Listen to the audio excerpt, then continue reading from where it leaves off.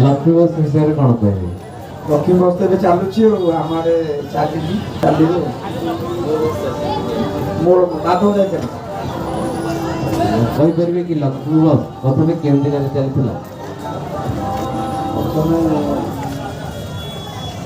ମାଲକାନଗିରି। ଠିକ୍ ଉତ୍ତର ଦେଇଛନ୍ତି। କହିପାରିବେ ଲକ୍ଷ୍ମୀ ବସ୍ର ପ୍ରତ୍ୟେକ ଲୋକ ପିଛା ଭଡ଼ା କେତେ ମହିଳାମାନଙ୍କ ପାଇଁ? ପ୍ରତ୍ୟେକ ମହିଳାକୁ ବ୍ଲକ ପର୍ଯ୍ୟନ୍ତ 5 ଟଙ୍କା।